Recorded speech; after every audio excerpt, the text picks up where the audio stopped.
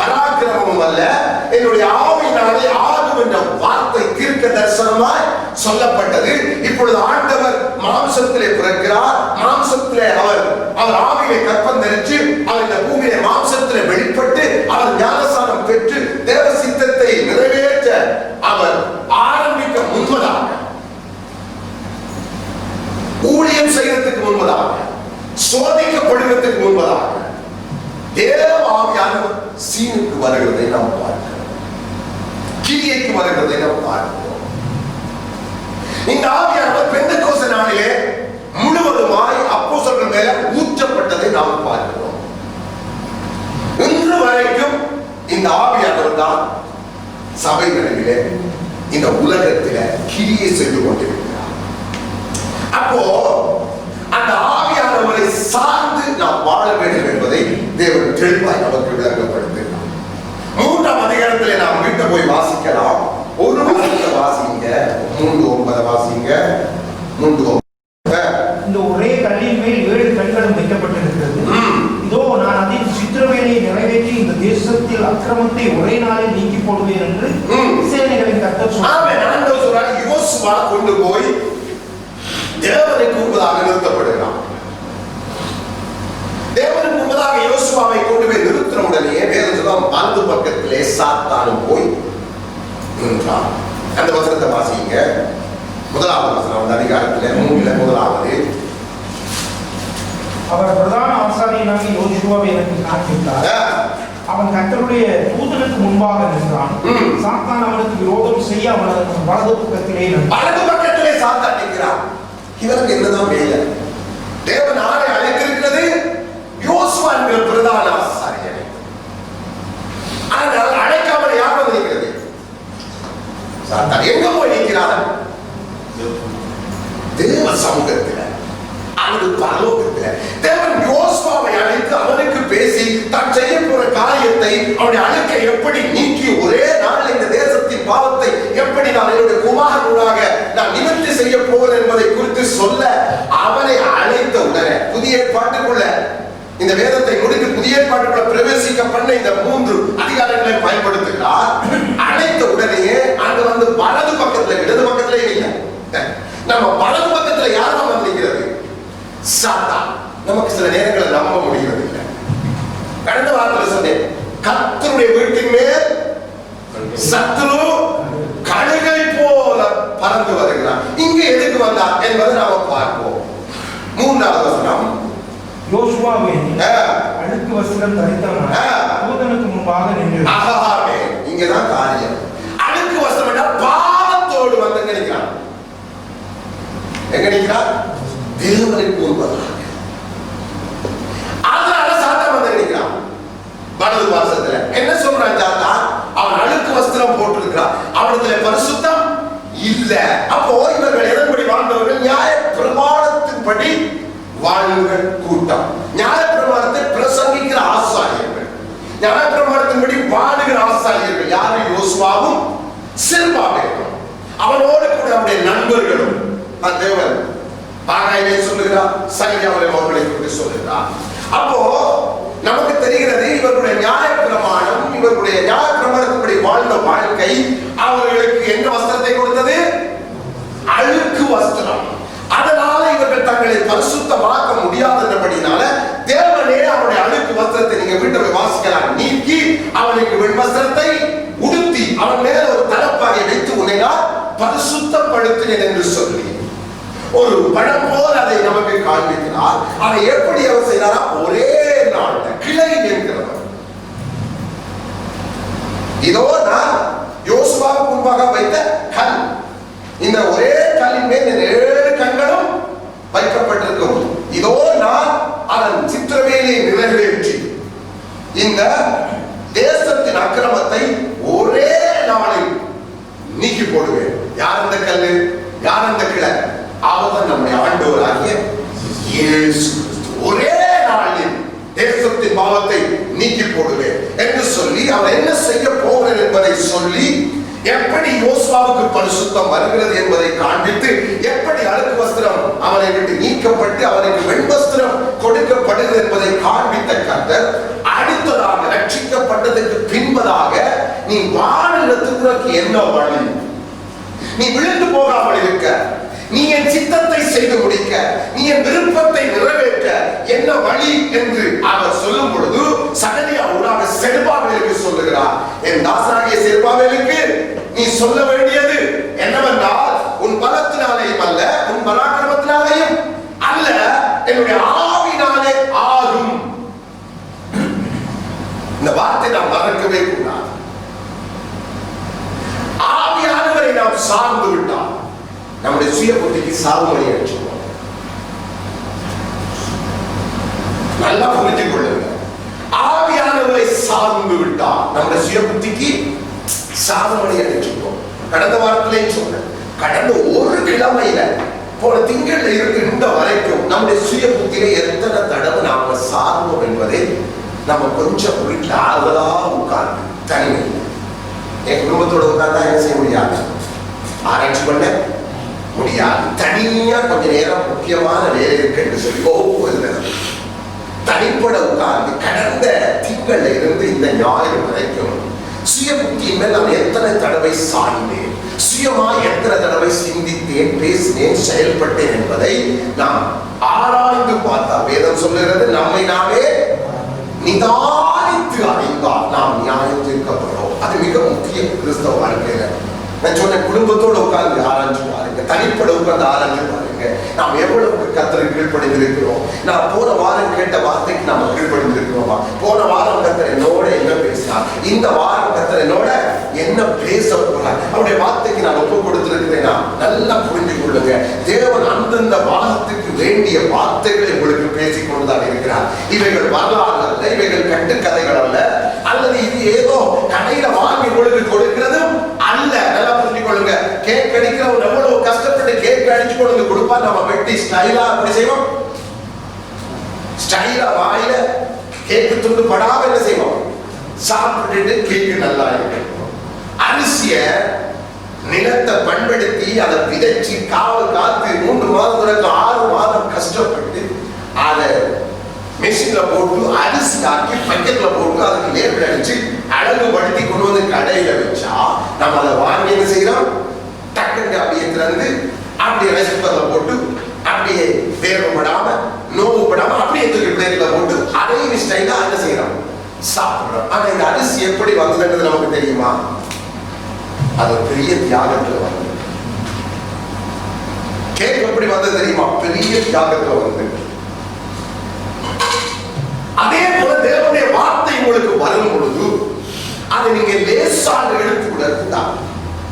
தேவன் அந்தந்த நாளுக்கு, அந்தந்த வாரத்துக்கு, அந்தந்த உள்ள அப்போ போது நமக்கு தேவையானதை பேசுகிறார். அப்போ நம்ம அந்த வார்த்தையில மறக்க கூடாது. அப்போ கடந்த வாரம் தேவன் பேசுறதுக்கு நான் கீழ்ப்படிந்து விட்டேனா, அப்போ இந்த வாரம் என்னோட என்ன பேசுவார்? அந்த தாகம் வார்த்தை என்னோட பேசட்டும், ஒரு வார்த்தை என்னை குத்தி கிழிக்கட்டும், ஒரு வார்த்தை என்னை அடிக்கட்டும், சம்பளியை போல என்னை அது உருவாக்கட்டும், என்னை குத்தி எனக்குள்ள இருக்கிற அசுத்தத்தை எனக்கு காட்டட்டும். அப்பதான் நாம தேவனுக்கு நன்றியுள்ளவராக இருக்க மாட்டவரே, எனக்குள்ள இருக்கிற அசுத்தத்தை நீங்க காண்பித்தீங்க, எனக்குள்ள இருக்கிற கீழ்ப்படியாக எனக்கு காண்பித்தீங்க, நன்றி அப்பா, உமக்கு நன்றி அப்பா. எனக்குள்ள இருக்கிற கீழ்ப்படியாக அசுத்தத்தை, எனக்குள்ள இருக்கிற பாவத்தை நீங்க குட்டு காட்டினீங்களே, அதற்காக உங்களுக்கு நன்றி என்று சொல்லி கர்த்தரோடு இசைந்து நாம் வாழ பழகினால் நிச்சயமாய் நம்முடைய வாழ்க்கை மறுரூபமாக இருக்கும். அதுதான் ஒரு மனுஷனுடைய வாழ்க்கையில வார மாற்றம். மாறாக இயேசுப்பாவுக்கு நாம் செய்தது போல அவர் சத்தியத்தை பேசுனதால் அவருக்கு கல்லறிய ஆரம்பித்தார்கள், கல்லை எடுத்துக் கொண்டார்கள். அவர் கேட்கிறார், ஏன் என்னை கல்லறியது? சத்தியத்தை நான் உங்களுக்கு பேசுகிறேன், எதுக்காக? அப்போ நம்முடைய முற்பிதாக்கள் செய்ததை நாம் பார்க்கும் பொழுது நமக்குள்ள ஒரு மாற்றம் வரணும். நான் சத்தியத்துக்கு செவி கொடுக்கிறேன். அப்போ தேவன் பேசுகிற வார்த்தைகளை அப்படியே ஏற்று நம்முடைய உள்ளத்தை அதற்கு ஒப்பு கொடுத்து நம்மை நாம் அதுக்கென்று அர்ப்பணித்து தயார்படுத்திக் கொள்ளுவோம். வேதம் சொல்லுகிறது, பலத்தினால் அல்ல பராக்கிரமம் என்னுடைய ஆவினாலே ஆகும் என்றால் ஆண்டவர் சொன்ன என் ஆவியானவரை மாத்திரம் நீங்க சார்ந்து வாழணும். சுயபுத்தி மேல் நல்ல புரிந்து கொள்ளும். குடும்பத்துல பிரச்சனை வந்துட்டா யாரை சாப்பிடணும்? அதனுடைய அர்த்தம் என்ன? ஆவியானவரை சார்ந்து கொள்வதா? நல்லா புரிந்து கொள்ளுங்க. சுயபுத்தியின் மேல் சாயாமல் முழு இதயத்தோடும் கர்த்தரிடத்தில் வழிகளில் எல்லாம் அவரை நம்ம சொல்ல அவர் தான் நினைக்கிறோம். அதனுடைய அர்த்தம் அதுவல்ல. அவருடைய வார்த்தைகளை நினைத்துக் கொள். வார்த்தை தான் நினைக்கிறோம், அதுவல்ல அர்த்தம். அவருடைய வார்த்தைக்கு கீழ்ப்படி. கணவன் மனைவிக்குள்ள பிரச்சனை வந்துட்டா நம்ம முதலாவது எங்க முடிவெடுக்கிறோம்? சுய புத்தியில. கதைக்கிறதெல்லாம் கதைச்சி, பேசுறதெல்லாம் பேச்சு, எல்லாம் செய்து முடிச்சு பாவம் செய்யறதுக்கு பிறகுதான் ஒரு ஆண்டு வாழ்க்கை கையை பிடிக்கிறோம். என்ன செய்யறோம்? மன்னிச்சு கொள்ளுவோம். மனைவி மன்னிச்சு கொள்ளுங்க. சில குருவங்கள் அதுக்குள்ளே இருக்கு. கணவன் மனைவிட மன்னிச்சு கொள்ளுங்க. இது எப்ப எல்லாம் முடிச்சு வெட்டி குத்தி வளர்த்து பொறிச்சு எல்லாம் செய்வதற்கு அப்போ நாம் பாவம் செய்து விடுகிறோம். பாவம் செய்கிறபடியால் தேவன் நம்ம நம்முடைய சிக்ஷையை நல்லா புரிஞ்சு கொள்ளுங்க. பாவம் செய்தா என்ன கிடைக்கும்? சிக்ஷை. மன்னிப்பார், ஆனால் சிக்ஷிப்பார். அடுத்ததாக மூன்றாவது நபர் யாரு? வலது பக்கத்தில் வந்து நிற்கிறவன் யாரு? அழைக்காம வருகிறவன் யாரு? சொல்லாம வருகிறவன் யாரு? பக்க வழியா வருகிறவன் யாரு? சாத்தானுடைய கையில நான் நீங்களும் விழுந்து போகக்கூடாது. ஒரு நிமிஷம் கூட அவனுடைய கையில விழுந்து போகக்கூடாது. அதுக்கு ஒரே வழி தேவனுடைய வார்த்தையின்படி நம்முடைய வாழ்க்கையை அமைத்துக் கொள்கிறது. யாக்கோபு சொல்லுகிறார், கர்த்தருக்கு கீழ்ப்படிந்திருங்கள், சாத்தானுக்கு. நம்ம வாய் இருக்கிறதால எதையும் பேசிடுவோம்.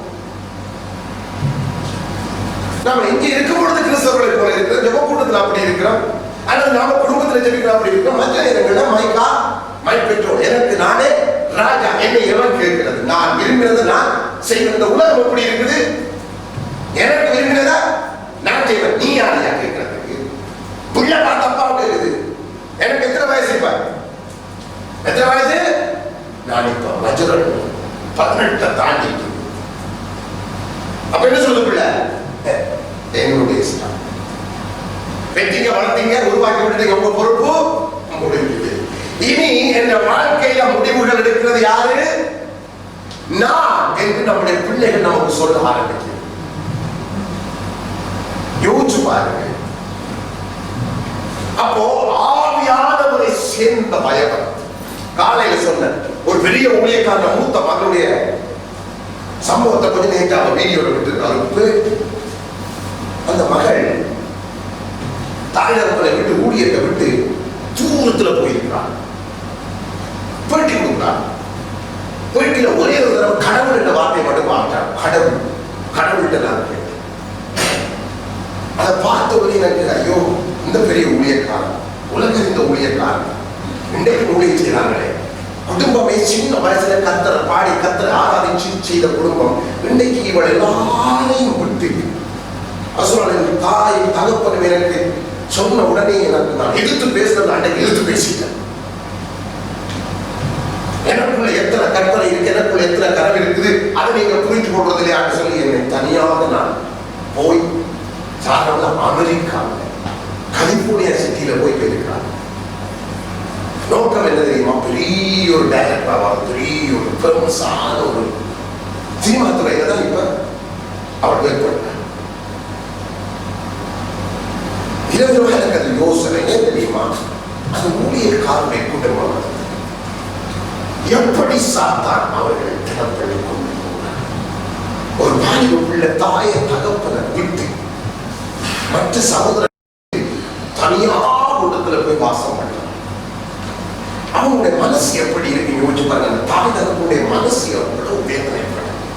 வாலிப பிள்ளை இப்படி போய் அமெரிக்காவில் கலிபோர்னியா கணிக்கப்பட்ட சிட்டி, எல்லா பாவத்தின் புறாப்புடா, எல்லா சினிமாவும் அங்கதான எடுக்கிறது, எல்லா ஷூட்டிங்கும் அங்கதான எடுக்கிறது. அப்போ கலிபோர்னியாவுக்கு போகணும் என்று அவளுக்கு ஒரு தரிசனத்துல போய் தன் ஃப்ரெண்டோட போய் கலிபோர்னியாவில் தங்கி அங்கே இருந்து தன்னுடைய காரியங்களை ஆரம்பித்து அதை பேட்டியிருக்கிறார். அதை பார்த்து நான் யோசிச்சேன், இந்த குடும்பத்தில் அருமையான ஒரு குடும்பம், ஊழியக்காரர்கள், ஊழியம் செய்கிறவர்கள், சிறு வயதில் அந்த பிள்ளைகள் எல்லாம் கத்தரை ஆடி பாடி சாட்சி சொல்லி எல்லாம் செய்வாங்க. பார்க்க நமக்கு ஆச்சரியமா இருக்கு. நம்ம பிள்ளைகள் இப்படி இல்லையே நாம ஆச்சரியப்படுற அளவுக்கு இருக்கும். ஆனா இன்னைக்கு அவருடைய வாழ்க்கை இப்படி போயிட்டுதே என்று பார்க்கும் பொழுது கத்தரை எத்தனை தடவை அவளை வாயில் வச்ச கடவுளிடம் கேட்டேன் என்று சொன்னான். கடவுளிடத்துல நான் கேட்டேன், நான் போறேன், எனக்கு கார் வரணும், வீடு வரணும், எனக்கு வேலை கிடைக்கணும், கடவுளிடம் கேட்டேன். அவர் எனக்கு தந்தார். என்ன சொல்லுகிறேன்? இது நமக்கு ஒரு எச்சரிப்பு. அவர்களை குறை கூறல, இது நமக்கு ஒரு எச்சரிப்பு. நாம் யாரை சார்ந்து வாழணும்? நம்முடைய பிள்ளைகள் யாரை சார்ந்து வாழ நம்ம கற்றுக் கொடுக்க. நாளைக்கு நம்முடைய பிள்ளைகள் அப்படி தோன்றலாம். 18 வயசு 20 வயசு வந்தோடனே நீங்க யாரும் என்ன தடுக்கலாம், நான் இத்தாலியில் இருக்க மாட்டேன், லண்டனுக்கு போறேன், அமெரிக்காவுக்கு போறேன், அங்க போறேன், என்ன தனியா விடுங்க என்று சொல்லி பிள்ளை புறப்பட்டு போகும்போது நம்முடைய மனம் எவ்வளவு வேதனை.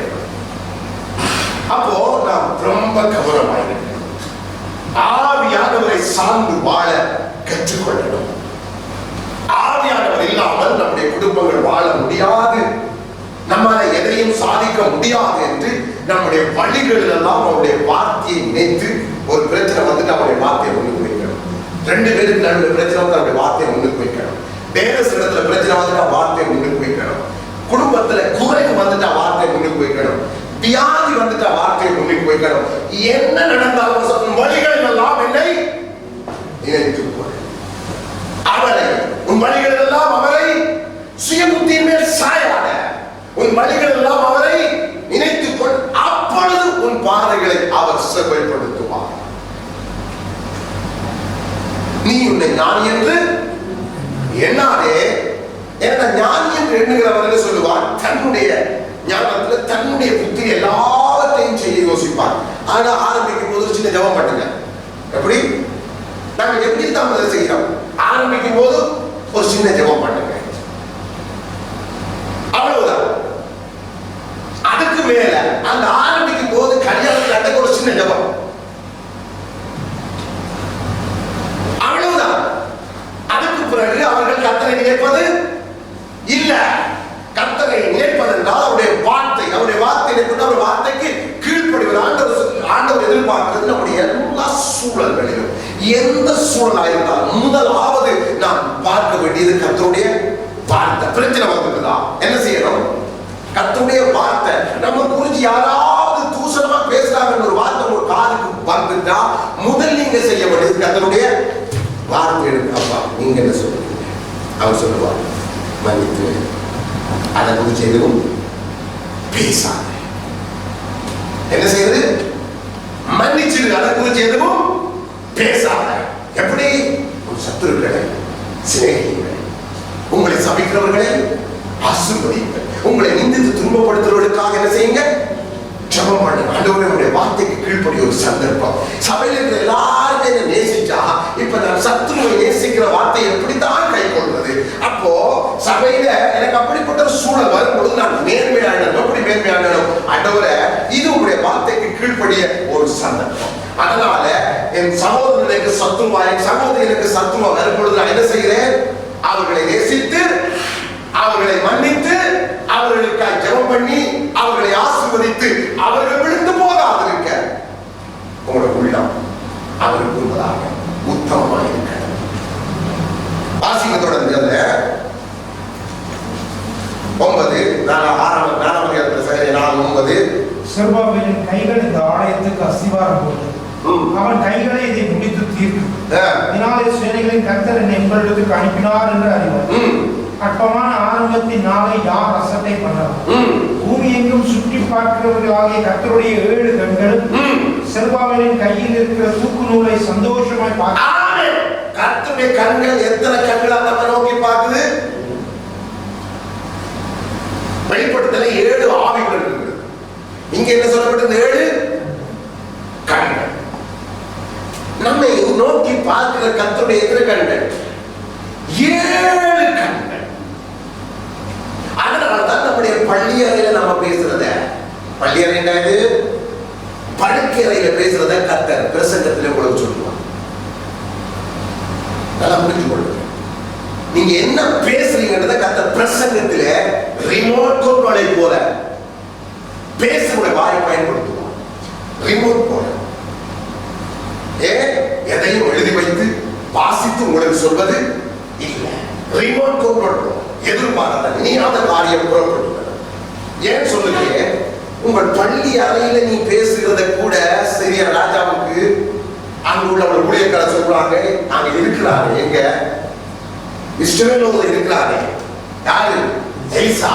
அவனுடைய பள்ளி அறையில நீ பேசுறத கூட, நீயும் மனைவியும் ரகசியமா பேசுற அந்தரங்க காரியங்களை கூட அங்க கண்டுகொள்ளுவான். அப்ப கர்த்தருடைய கண்களுக்கு 7 கண்கள் உங்களை என்ன செய்யலாம்? நோக்கி பார்க்கிறது.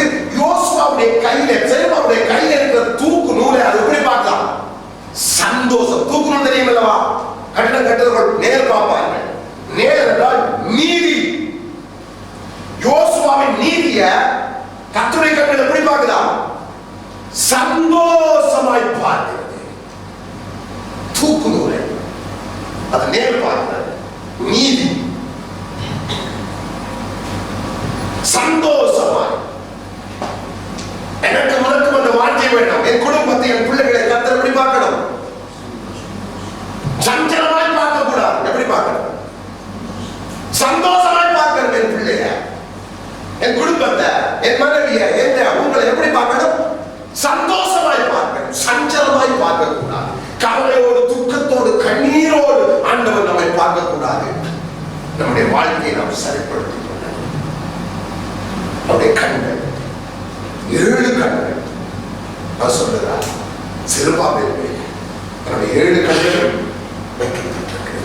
இங்க சொல்ற தன்னுடைய குமாரன் மேல 3:9 அவருடைய 7 கண்களும் வைக்கப்பட்டுள்ளது. இங்க சொல்ற செருபாபேல் மேல அவருடைய 7 கண்களும் வைக்கப்பட்டிருக்கிறது. அந்த கண்கள் இவருடைய நீதியை எப்படி பார்க்கலாம்?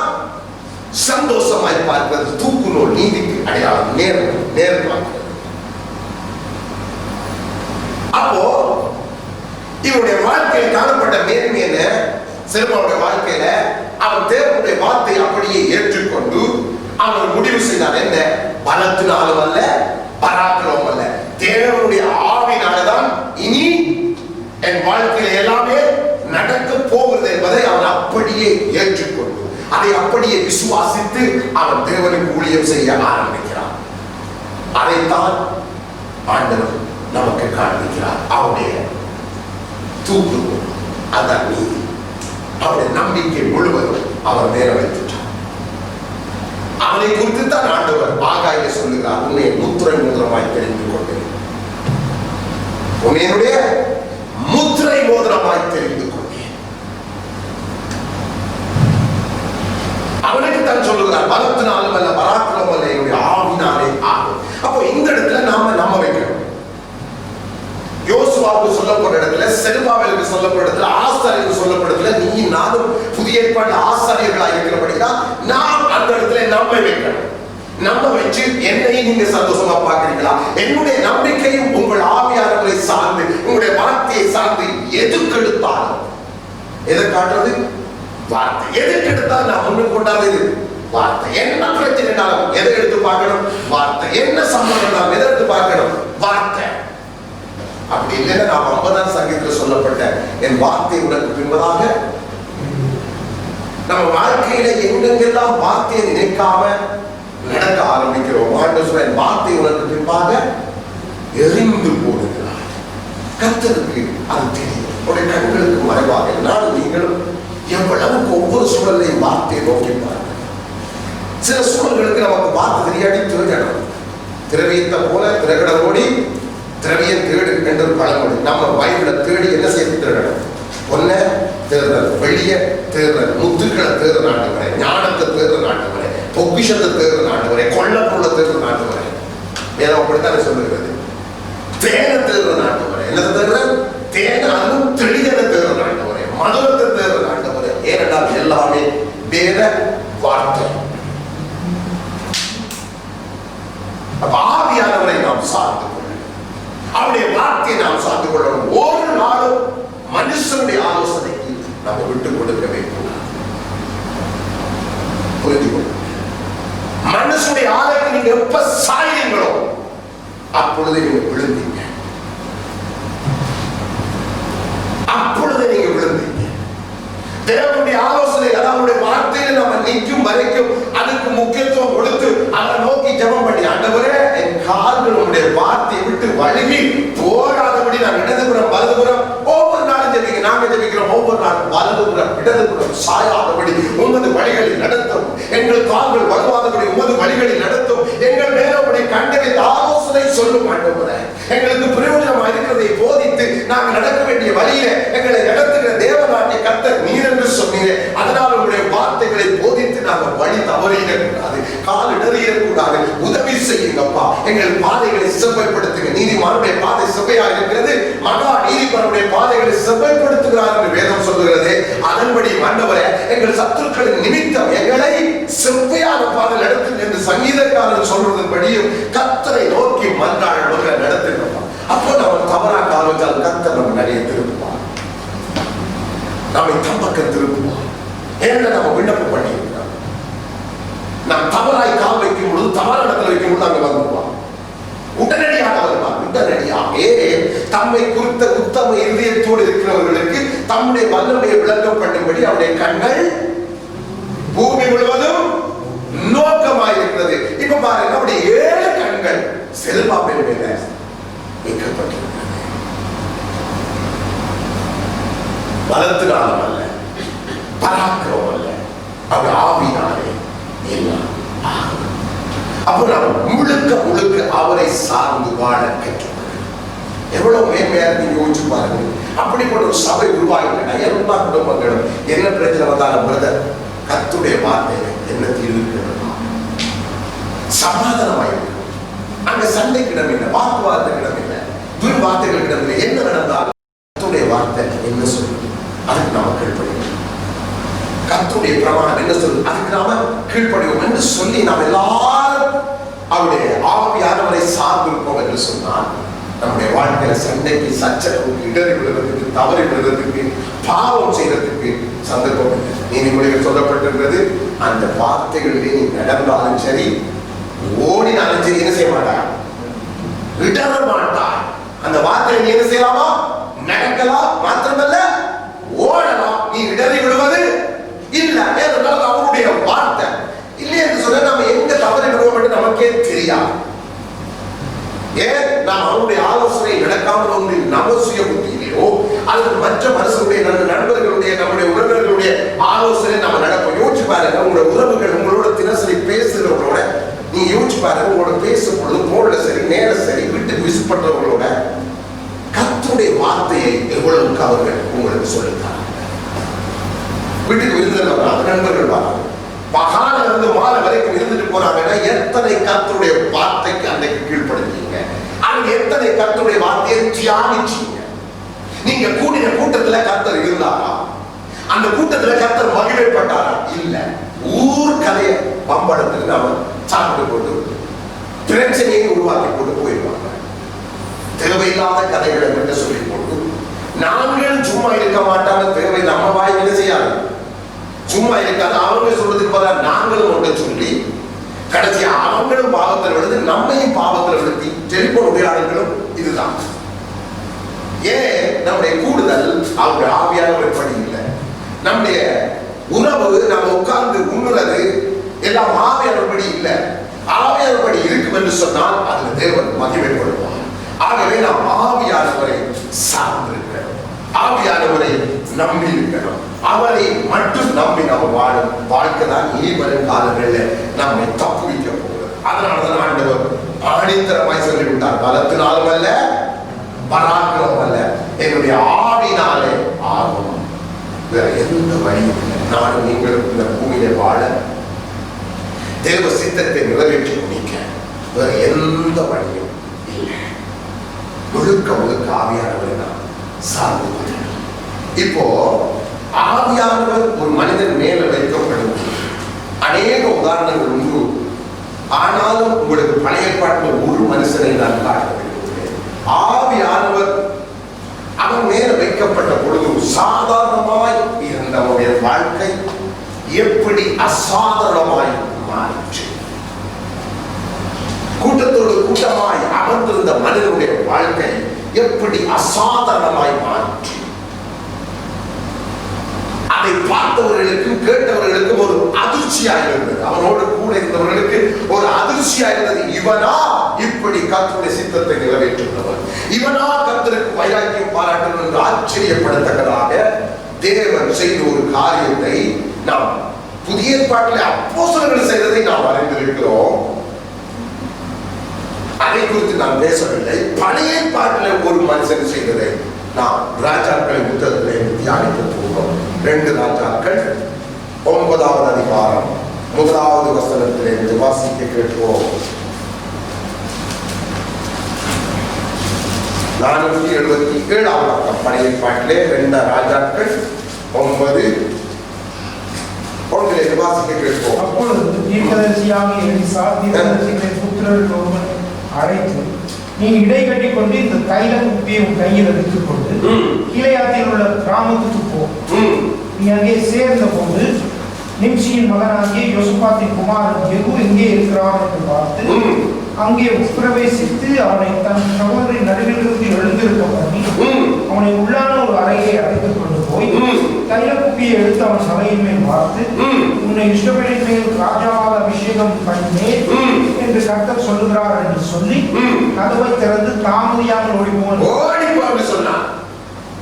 எலிசா தன்னுடைய வேலைக்காரன், தன்னுடைய உடன் ஊழியக்காரன் ஆகிய ஒருவரை அழைத்து தைல குப்பி எடுத்துக்கொண்டு போய் சேனாதிபதிகள் தங்கி இருக்கிற ராஜ வீட்டுல போய் சேனாதிபதிகள் தங்கி இருக்கிற இடத்துல போய் நான் சொல்லுகிறவனை தேடி அவன் மேல இந்த தைலத்தை ஊத்தி அவனை நீ அபிஷேகம் பண்ணிட்டு நிக்காம என்ன செய்ய வேண்டாம், நிக்காம கனவத்திலிருந்து என்ன செய்து ஓடிப்போ என்று சொல்லி எலிசா தன்னுடைய வேலைக்காரனுக்கு சொல்லுகிறான். அதே போல அவன் வருகிறான். அவன் வந்து சேனாதிபதிகளிடத்துல போய் வாசிங்க, 5 வாசிங்க. அவன் பிரவேசித்த போது சேனாதிபதிகள் அங்கே உட்கார்ந்திருந்தார். அப்பொழுது அவன், சேனாதிபதியே, உமக்கு சொல்ல வேண்டிய ஒரு வார்த்தை ஒன்று என்றான். அதற்கு யெகூ எங்கள் எல்லாருக்குள்ளும் யாருக்கு என்று கேட்டதற்கு அவன், சேனாதிபதியாக உமக்கு தான் என்றான். அவன் எழுந்து அறை வீட்டுக்குள் பிரவேசித்தான். அவன் அந்த தைலத்தை அவன் தலையின் மேல் வார்த்து அவனை நோக்கி, இஸ்ரவேலின் தேவனாகிய கர்த்தர் சொல்லுகிறது என்னவென்றால், உன்னை கர்த்தருடைய ஜனமாகிய இஸ்ரவேலின் மேல் ராஜாவாக அபிஷேகம் பண்ணினேன். ஆமென். போய் சேனாதிபதிகளுக்கு சொல்ல வேண்டிய காரியம் ஒன்று ஜெகுதான் கேட்கிறான். யாருக்கு? உனக்கு தான். அவனை சகோதரர்கள் நடுவிலே, அவனுடைய நண்பர்கள் நடுவிலே அவனை பிரித்தெடுத்து அவனை கொண்டு போய் ஒரு அறை வீட்டுக்கு உட்படுத்தி, தேவன் எப்படி ஒரு மனுஷனை அபிஷேகம் அவன் இருக்கிற இடத்துல வச்சு அவனை அபிஷேகம் பண்ணுகிறவர் அல்ல. அவனை அங்கே என்ன செய்யலாம், பிரிச்செடுக்கிறார். நல்லா புரிஞ்சு கொள்ளுங்க. தேவன் ஞானம் உள்ளவர். என்ன நடக்குதுன்றத பாருங்க. பிரித்தெடுத்து அவனை தனியாக ஒரு அறைக்குள்ள கொண்டு போய் என்ன செய்யலாம், தலையில அபிஷேக தைலத்தை ஊத்தி உன்னை இஸ்ரவேலின் ராஜா மேல் அபிஷேகம் பண்ணினேன். இந்த ஆகாபின் குடும்பத்தை, யெசபேல் குடும்பத்தை சுவரிலே நீர் விடுகிற ஒரு நாய் கூட இல்லாத அளவுக்கு என்ன செய், அழித்து போடும். இதுதான் அவனுக்கு கொடுக்கப்பட்ட வார்த்தை அல்லது ஊழியம். ஏன்? யெசபேலின் பாவங்கள் முக்தி படுத்திருந்தது. தேவன் அவர்களை நியாயத்திற்க யெகூவை அழைத்து அவன் மேல அந்த ஆவியை வைத்தார். எல்லாம் புரிஞ்சு கொள்ளுங்க. இப்ப என்ன நடக்குதுன்றத பாருங்க. 11. யெகூ தன் ஆண்டவருடைய ஊழியக்காரர்களுக்கு திரும்பி வந்தபோது அவர்கள் அவனை நோக்கி, சுக செய்தியா, அந்த பைத்தியக்காரன் உள்ளத்தில் வந்தது என்ன? எப்படி யெகூ எப்படிப்பட்டவனாக இருந்தான்? தீர்க்கதரிசிகள் எப்படி சொல்றவன், எப்படி சொல்ற கூட்டத்தில் இருந்தான்? துன்மார்க்கரோட, பரிகாசக்காரனோட, பாவிகளோட உட்கார்ந்து இருந்தான். கர்த்தருடைய வார்த்தை அறியாத யெசபேலோடு இணைந்து யெசபேலுடைய பந்தியிலே சாப்பிடுகிற யெசபேலை தாயாக கொண்ட கூட்டத்தோடு அமர்ந்திருந்தான். கர்த்தருடைய வார்த்தை அறியாத ஏழையின் பிள்ளைகள் ஒரு கூட்டத்தை போல அவன் அமர்ந்திருந்தான். அதனாலதான் அவனோடு கூட இந்த மற்றாக்கள் கேட்கிறாங்க, அந்த பைத்தியக்காரன் உனக்கு என்ன சொல்ற? தீர்க்கதரிசி இந்த சேனாதிபதிகளை பொறுத்த வரைக்கும் எப்படி காணப்பட்டான்? பைத்தியக்காரன். என்ன கேட்கிறாங்க? அந்த பைத்தியக்காரன் யாரை பார்த்து கேட்கிறாங்க? தீர்க்கதரிசியை பார்த்து. இந்த பைத்தியக்காரன் உனக்கு கொஞ்சம் யோசித்து பாருங்க.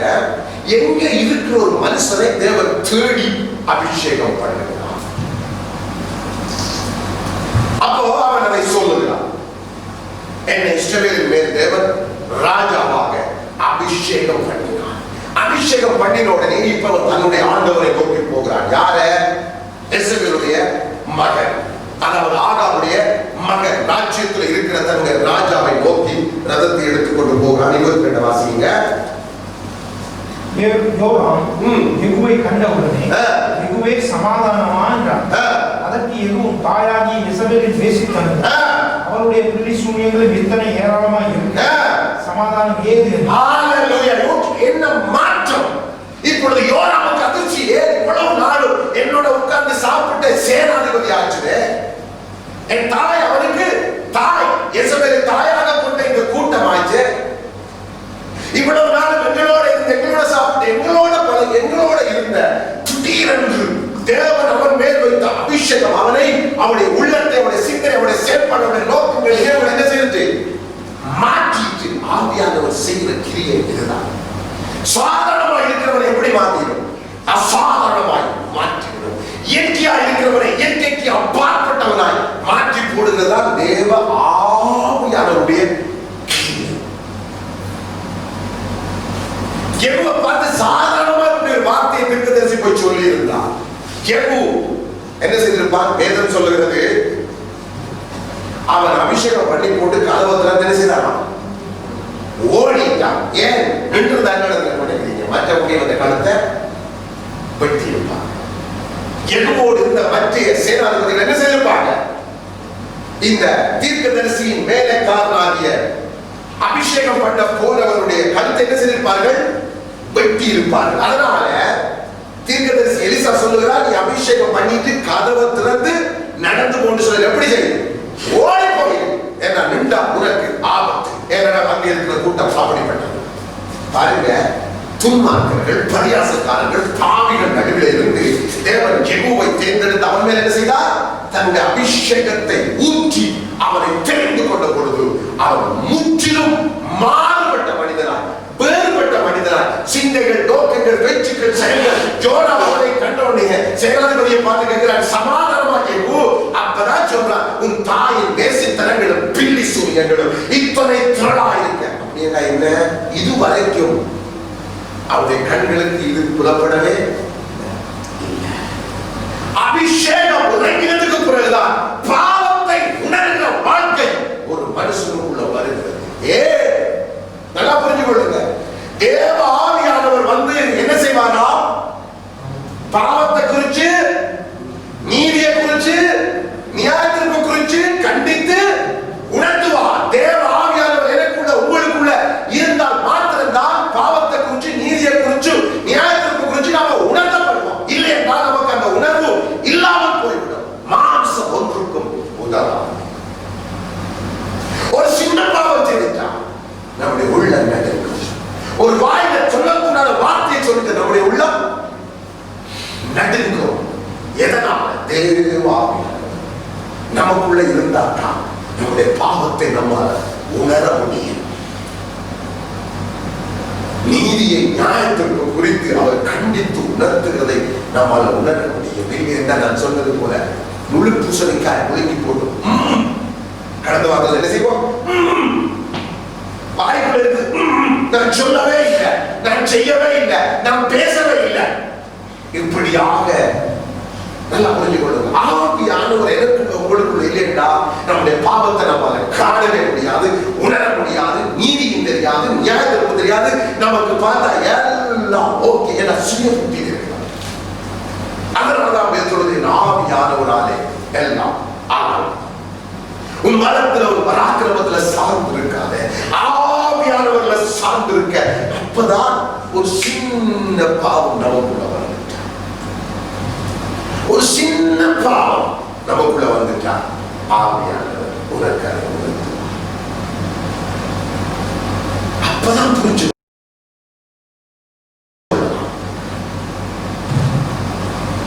இல்லைன்னா நமக்கு அந்த உணர்வு இல்லை. பாவத்தை உணர்கிற அறிவு பரிசுத்த ஆவியானவர் இருக்கிறவர் மட்டும்தான் அடைவான்.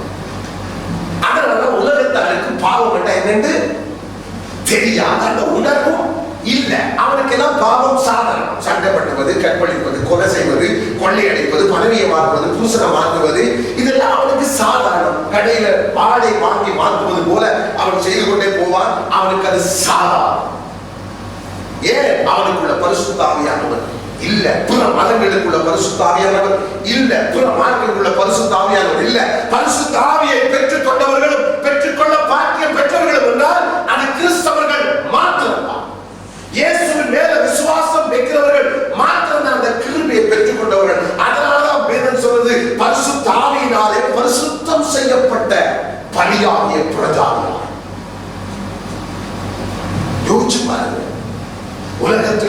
எந்த மனிதனுக்குள்ளே பரிசுத்த ஆவியானவர் இல்லை. தேவனுக்கு அவர்கள் அலுவல். நல்லா புரிந்து, தேவனுக்கு அவர்கள் அலுவல். ஏன்? மாம்சத்தின் கிரியைகளும் மாம்சத்தில் வாழுகிறவர்களும் மாம்சத்தின் சட்ட திட்டங்களுக்கு கீழ்ப்படுகிறவர்களும் சுய புத்தியின் மேல் சாய்கிறவர்களும் நல்லா புரிந்து கொள்ளுங்க. நம்மள சேவை கடையில் நான் போகிறேன், அவர் வாசம் விட்டுருப்பார். என்ன வாசனை வீசுது? பிரகாரம் ஏகிச்சு கொண்டு சொல்லி கொண்டிருப்பார், ஏதோ சொல்லி கொண்டிருப்பார். அவங்கள போறீங்க. அப்போ சரின்னு சொல்லிட்டு சாமான் தாங்க பக்கத்து வாய் உடனே தூசணம் ஆறு பக்கத்துல தாங்க உடனே பட்டு தூசணத்தால சொல்லி இவங்களால எனக்கு வியாபாரம் இல்ல, கையில என்ன இருக்குது குரான், வீட்டுக்குள்ள என்னோடது வாசனை தெரியும். இதுதான் பரிசுத்த ஆவியை பெறாத மக்கள். யோசனை இவனுடைய பக்தி அனுமதிக்கப்பட்டது. அவரது மாம்சத்தின் வாசனை வீசுது. என்ன சாம்பல் அனுப்பிச்சு கொடுத்தீங்க, கையில குரான் பிரகாரம் பண்றாங்க. வாய திறந்த உடனே தூசணம் பக்கத்து கிடக்காது. தூசணம் படு தூசணம். ஆவியை பெறாதவர்கள், தேவ ஆவியை பெறாதவர்கள், தேவ ஆவியால் நடத்தப்படாதவர்கள். இப்போ இந்த யெகூவுக்குள்ள ஆவியானவர் வந்துட்டார். அவன் இதுவரைக்கும் எதெல்லாம் பாவமில்லை என்று எசபேலை தாயாக ஏற்றுக்கொண்டு யோராமை ராஜாவாக ஏற்றுக்கொண்டு அவருக்கு சேனாதிபதியாக சாப்பிட்டு குடிச்சு அவர்களோட இருந்து துன்மார்க்க உலையில் இருந்தவன் மேல தேவ ஆவியானவர் வைக்கப்பட்டவுடனே யாரை பார்த்து கிடைக்க யெகூ கண்டவுடனே சமாதானம் என்று கேட்டதுக்கு அவர் தாயாகி எசபேலின் பேச்சுத்தனங்களும் அவளுடைய பில்லி சூனியங்களும் இத்தனை ஏராளமாக இருக்கு. ஏது சமாதானம்? இவ்வளவு நாள் கூட கண்ணுக்கு அது தெரியும். வித்தியாசத்தை புரிந்து கொள்ளுங்க. இதான் மனுஷனுக்கு மனுஷன் வித்தியாசம். நான் செய்வது பாவம் என்ற உணர்வு ஆவியானவர் இல்லாம என்னால் அறிய முடியவே முடியாது. நானா இருந்தாலும் நீங்களா இருந்தாலும் அதுதான் சத்தியம், அதுதான் உண்மை. நான் செய்கிறது பாவம் அல்லது பாவம் இல்லை என்று அறிகிற அறிவை ஆவியானவர் இல்லாம நம்மால் உணர முடியாது. அதைத்தான் பவுல் சொல்லுகிறார், நாம் எப்படி இருந்தோமா? எபேசியர் சொல்லுகிறார், பாவங்களினாலும் அக்கிரமங்களினாலும் மரித்து போயிருந்த உங்களை உயிர்ப்பித்தார்கள்.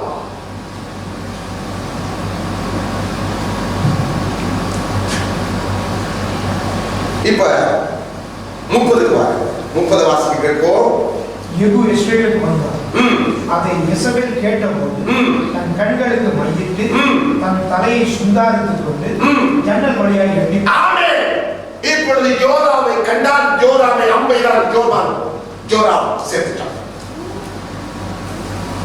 இப்பொழுது அவன் எங்க போகிறான்? யெசபேலை எல்லா பேசி தரத்துக்கும் எல்லா விபச்சாரத்துக்கும் எல்லா மேக்கப்புக்கும்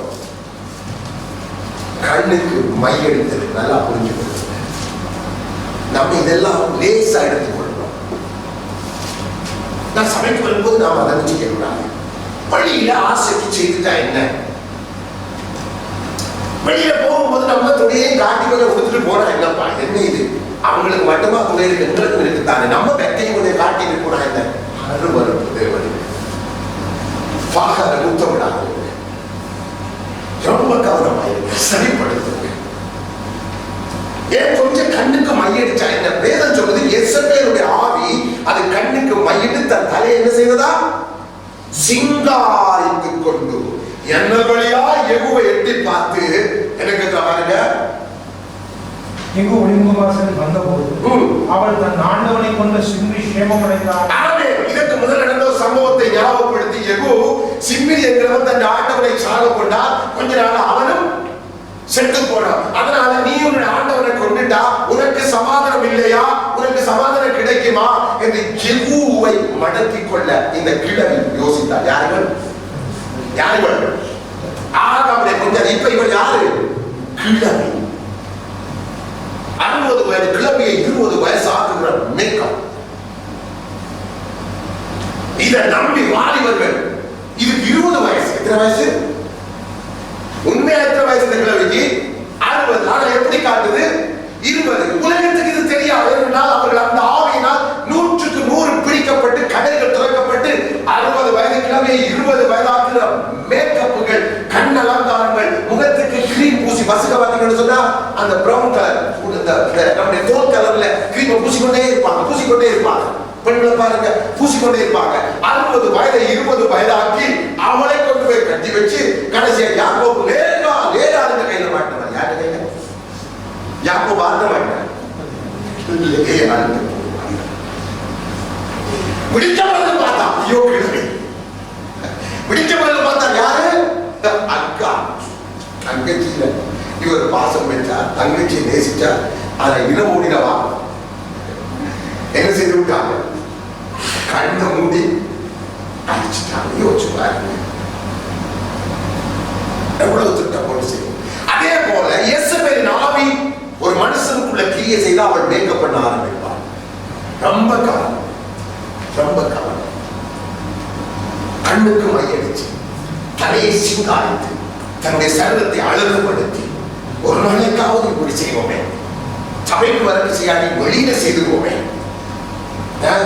என்னைக்கு நாம செய்துட்டு போறோமோ அன்னைக்கு பார்த்து ஐயோ பிரதர் வந்துட்டார், இந்த ரோட்டுக்கு ஒரு வாகனம் இல்லையே, இல்லாட்டி ஐயோ இன்னொரு பிரதர் வந்துட்டார், இந்த ரோட்டுக்கு ஒரு தடவை என்ன காண மாட்டாங்கன்னு தானே நான் போனேன். கர்த்தர் நேர்ல பண்ணினார். கர்த்தர் நேர்ல பண்ணினார். ஏன் தெரியுமா? எவனை நேசிக்கிறார் அவனை சிக்ஷிக்கிறார். நம்மை சிக்ஷித்து சரி செய்யும்படியாக. நல்ல கவனிங்க, நம்மை சிக்ஷித்து சரி செய்யும்படியாக. அதனால யெசபேலின் ஆவிக்கு இடம் கொடுக்காது. ஒரு நாளும் வீட்டுல யெசபேலின் ஆவிக்கு நாம் பொம்பளை பிள்ளைகளை வைத்திருக்கிறார்கள், இடம் கொடுக்க கூடாது. அவர்களுக்கு அதை சொல்லிக் கொடுக்கணும். இது யெசபேலின் ஆவி. வாசி 32. அப்பொழுது அவன் தன் முகத்தை அந்த ஜன்னலுக்கு நேராக எடுத்து, என் பட்சத்தில் இருக்கிறது யார் யார் என்று கேட்டதற்கு 2-3 பிரதானிகள் அவனை எட்டி பார்த்தார். அப்பொழுது அவன் அவனை கீழே தள்ளுங்கள் என்றான்.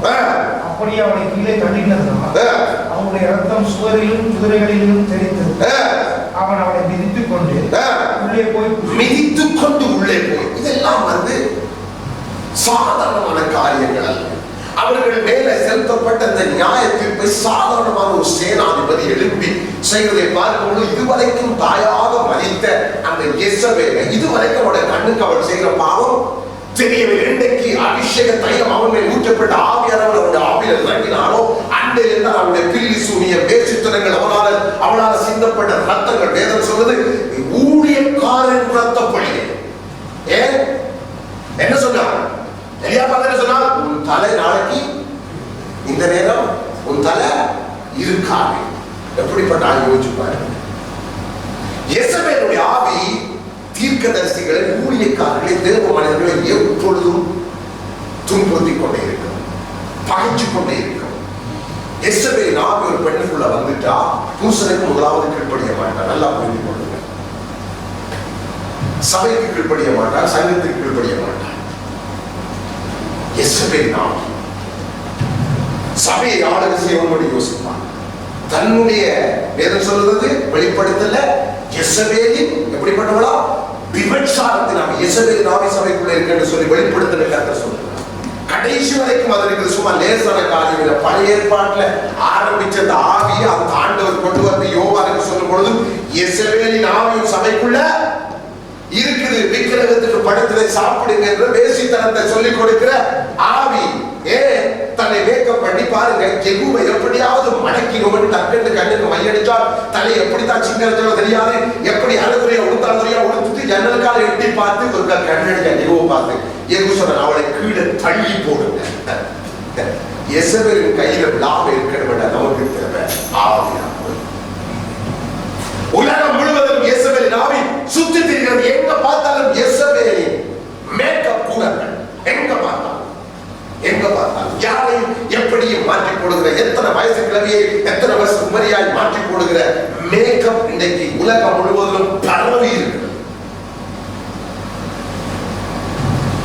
இதில் இருந்து தப்பித்துக் கொள்ள தேவாவியானவர் நம்மை காப்பாற்றி நடத்துகிறவர்கள். வாசிங்க உள்ளே போய் புசித்து குடித்த பின்பு நீங்கள் போய் சபிக்கப்பட்ட அந்த ஸ்திரீயை பார்த்து அவளை அடக்கம் பண்ணுங்கள், அவள் ஒரு ராஜகுமாரத்தி என்றார். அவர்கள் அவளை அடக்கம் பண்ண போகிற போது அவளுடைய தலையோட்டையும் கால்களையும் உள்ளங்கைகளையும் அல்லாமல் வேறொன்றை காணவில்லை. ஆகையால் அவர்கள் திரும்ப வந்து அவனுக்கு அறிவித்தார். அப்பொழுது அவன், இது கர்த்தர் திஸ்பியனாகிய எலியா என்னும் தம்முடைய ஊழியக்காரனை கொண்டு சொன்ன வார்த்தை, இஸ்ரவேலின் நிலத்திலே நாய்கள் இசபேலின் மாம்சத்தை தின்னும் என்றும். ஆமென். இப்ப யெகூ கர்த்தருடைய வார்த்தை குறித்து பேச ஆரம்பிக்கிறார். எதை குறித்து? கர்த்தருடைய வார்த்தை. அவருக்கு இதுக்கு சம்பந்தம் இல்லை. அவர் இருந்தது யாரோட? இசபேலின் கூட்டத்தோட. அவங்க பந்தியில சாப்பிடுவாங்க. இப்போ கர்த்தருடைய வார்த்தை, தீர்க்கதரிசி சொன்ன கர்த்தருடைய வார்த்தையை நிறைவேற்றினார் என்று அதை நினைவு கூர்ந்து பேசுகிறார் என்று சொன்னார். அதுக்கு காரணம் அவர் மேல் வைக்கப்பட்ட அபிஷேகம். இஸ்ரவேலின் பாவங்கள் இவ்வளவு நாளும் அவருடைய கண்ணுக்கு தெரியல, இப்ப தெரிகிறது என்றால் அதுக்கு காரணம் அவன் மேல வைக்கப்பட்ட அபிஷேகம். இது மாம்சத்தின் வெளிப்பாடு அல்ல. ஏன் இவ்வளவு காலம் மாம்சத்துல தான் இருந்தான். இப்பொழுது ஆவியானவர் அவனை தொட்டிருக்கிறார். தேவன் அவன் மேல அபிஷேகத்தை வைத்து என்னுடைய சித்தத்தை நிறைவேற்றி முடி என்று சொல்லி திறந்து ஓடி போனான். தீர்க்கதரிசி புத்திரன் பரியாசக்காரனாய், பாவியாய், துன்மார்க்கமாய் இருந்த யெகூ தன் சேனாதிபதிகளை எல்லாம் விட்டு 100க்கு 100 இன்னொரு பக்கம் திரும்பி கர்த்தருடைய ஊழியக்காரனாய் மாறினார். அடுத்த வாசிங்க 10ஆம் அதிகாரத்துல 10வது வசனம். ஆதலால் கர்த்தர் ஆகாபின் குடும்பத்தாருக்கு விரோதமாக சொன்னார், கர்த்தருடைய வார்த்தைகளில் ஒன்றும் தரையே விழவில்லை என்று அறிந்து கொள்ளுங்கள். கர்த்தர் தம்முடைய ஊழியக்காரனாகிய எலியாவை கொண்டு சொன்னதை செய்தார். திரும்ப சொல்லுகிறார். எப்பொழுது ஆதாமின் குமாரர்கள் எல்லாம் சங்கரிக்கப்பட்டவர் என்று சொல்லுகிறார். என்ன சொல்லுகிறார்? அவன் வெட்டது யாரு? அவங்க நாட்டை வெட்டினாங்க. சொல்லுகிறார், இது தேவன் தம்முடைய தீர்க்கதரிசியை சொன்ன அவருடைய வார்த்தை. அதுல ஒன்றும் தரைய விழுவதில்லை. எல்லாம் சாதாரணமான வார்த்தை. யெகோவா கண்டு ஜோராவும் சொக். நம்ம யெகோவா அப்படி பேசுறது, நம்ம யெகோவா. இப்ப வாசிங்க 15. அவன் அவ்விடம் விட்டு புறப்பட்ட போது தானுக்கு எதிர்பட்ட ரேகாபின் குமாரனாகிய யோனதாபை சந்தித்து அவனை உபசரித்து இருதயத்தோடு சொல்லி. இப்பொழுது யோனதாப், இந்த யோனதாபின் குடும்பத்தை குறித்து எரேமியா 35 சொல்லப்பட்டிருக்கிறது. ரேகாபியாரின் குமாரனாகிய ஆறு யோனதாப். திரும்ப கவனிங்க, அந்த பேரை வாசிங்க. தனக்கு எதிர்பட்ட ரேகாபின் குமாரனாகி யோனதாப். இவனை குறித்து எங்க சொல்லப்பட்டிருக்குது? எரேமியா 35 அவருடைய குடும்பத்தார் இவனுடைய சொல்ல கேட்டு வீடு கட்டுறதில்ல, திராட்சை தோட்டம் நாட்டுறதில்ல, திராட்சை ரசம் குடிக்கிறதில்ல, திராட்சை பழத்தை சாப்பிடுறதில்ல, பரதேசிகளாய் குடியிருந்தார்கள். அதை ஆண்டவர் பார்த்து, நான் சொன்ன என் வார்த்தைகளுக்கு என் ஜனம் கீழ்ப்படுகிறது இல்லை, ஆனால் அந்த ரேகாபியரின் குடும்பம் யோனதாப் சொன்ன அந்த வார்த்தையை கேட்டு இன்று வரைக்கும் செய்கிறார்களே என்று அதை கண்ணோக்கி பார்த்து அவர்களை உயர்த்தி அவர்களை ஆசீர்வதித்ததை நாம் பார்க்கிறோம். அந்த கட்டளையை கொடுத்த யோனதாப்பை இப்பொழுது யெகூ காண்கிறான். இந்த காலம் முதலுடைய மனசுல என்ன நினைச்சு தெரியுமா? வெட்டு நடக்க போகுது. ஏன்னா யெகூ காட்டுறதுல என்ன செய்யறான்? வெட்டி கொண்டே வருகிறான். தேவனுடைய வார்த்தையை நிறைவேற்றணும். ஒருத்தருக்கு இருக்கிற இப்ப யோனதாப் கண்ணுகிறான், என்னுடைய உள்ளமுடைய உள்ளமும் ஒன்றாயிருக்கிறது. அப்ப யோனதாப் என்ன சொல்றான்?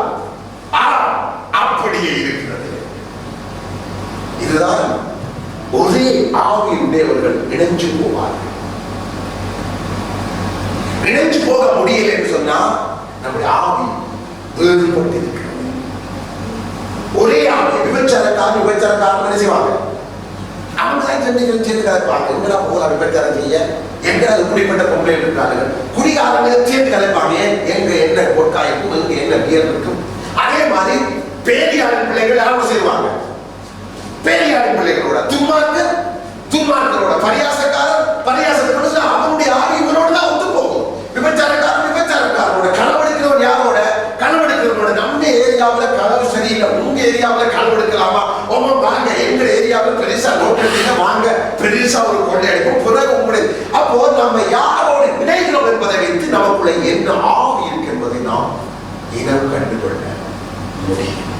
வேதம் சொல்றது அவருடைய நண்பரை வைத்து அவர் அறியப்படுகிறார். இப்போ எது கேட்கிறான், யாரை பார்த்து, யோர்தானை பார்த்து, என்னுடைய உள்ளம் உன்னுடைய உள்ளம் ஒத்து போகுதா, உனக்குள்ள எனக்குள்ள ஒரே ஆவி இருக்குதா? ஏன் நான் கர்த்தருடைய வார்த்தைக்காக வைராக்கியம் பாராட்டி கர்த்தருடைய சித்தத்தை நிறைவேற்ற புறப்பட்டு போகிற மதத்துல நீ யோர்தா அப்படின்னா என்னுடைய உள்ளம் அப்படியே இருக்கிறது. அடுத்த வாசிங்க. அதுலயே அப்படி இருக்கிறதானால் உன் கையை, அப்படியே இருக்கிறது என்றால் அப்படி இருக்கிறதானால் உன் கையை தான் சொன்னார். கையை கொடுத்த போது அவனை தன்னிடத்தில் ஒரே தரிசனம் உள்ளவர்கள் நினைச்சு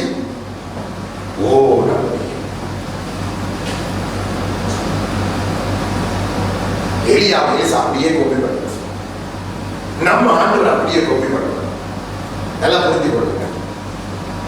ஒரு தவறு இல்லை. எலியாவை எலிசா அப்படியே கோப்பி பண்ணுதான். அவன் சாமியார நதி அடிக்கும் போது என்ன சொல்லி அடித்தான்? எலியாவின் தேவன் எங்கே என்று அடிச்சான். அப்போ பார்த்தா அப்படியே மோசே யோசுவா என்ன செய்யறான்? கோப்பி பண்றான். அதுக்கு செய்யும். ஏன் பிதாக்கள் இல்லாம பிள்ளைகள் இல்லை.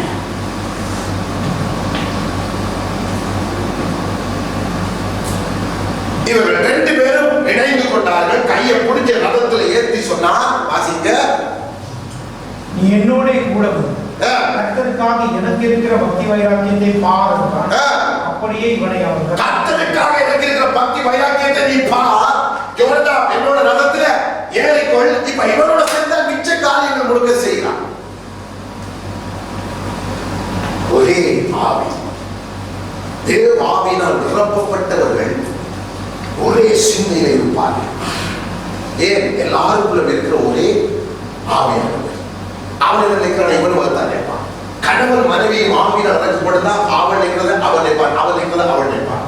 இல்லை என்று சொன்னால் கணவன் மனைவிக்கும் மாம்சத்துல ரெண்டு பேரும் எப்படி வாங்க, அத்தான் கண்டைய மணிகிற ரெண்டு பேரும் மாம்சம் இல்லை. ஒரு ஆள் ஆவியில ஒரு ஆள் மாம்சத்துல இருந்த ரெண்டு பேருக்கும் என்ன ஒத்து போகவே போகாது. எப்ப பார்த்தாலும் எதிரும் குருமாய் இருக்கு. ஏன்? ஒன்று மாம்சத்துல ஒன்று ஆவியில. அதே மாதிரி ரெண்டு ஆவியில் இந்த ரெண்டு பேருக்கு நல்லா ஒத்து போக ரெண்டு பேரும் ஆவியில் இருக்கிறாங்க.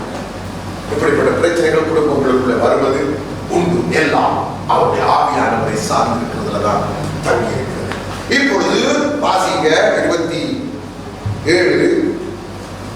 ஆகாலின் சிறையை தகர்த்து ஆகாலின் கோவிலை இடித்து அது இந்த நாள் வரைக்கும் இருக்கிறது போல மலஜல ஜாதி இடமாக்கி எல்லா கோயில்களையும் எல்லா பிக்கிறக்கு கோயில்களையும் இடித்து தரமாக்கி தரமட்டமாக்கி என்னதை கட்டி விட்டான்?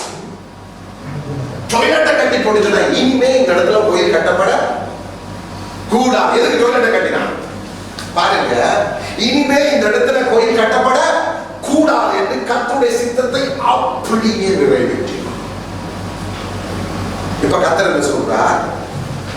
30 கர்த்தர் யெகோவை நோக்கி, வார்த்தைக்கு செம்மையானதை நீ நன்றாக செய்தார். நல்லா சொல்ற, வெரி குட் அல்லது பிரவீசிமோ அப்படி சொல்றது பிராவோம் இல்ல, நன்றாய் செய்தார். பிரவீசிமோ வாசிங்க. என் இருதயத்தில் இருந்தபடியெல்லாம் ஆகாபின் குடும்பத்துக்கு சென்றபடி, என் இதயத்தில் இருந்ததை நான் என்ன சொல்லி உண்மையில் என்னுடைய ஆவியை வைத்தேனோ அதை நீ செய்து முடிப்பாய். பலத்தினாலும் அல்ல, பராக்கிரமம் அல்ல, என்னுடைய ஆவினாலே ஆகும். அதை செய்து முடித்தாய். வாசிங்க. உன் குமாரன் இஸ்ரவேலுடைய சிங்காசனத்தின் மேல் 4 தலைமுறையாக அதுக்கு நான் கொடுக்கிற பரிசு, உங்களுடைய குமாரன் 4 தலைமுறைக்கு சிங்காசனத்துல இருக்க போறாங்க என்று சொன்னார். அதுக்கு மேலுள்ள வசனத்தை வாசிங்க 29.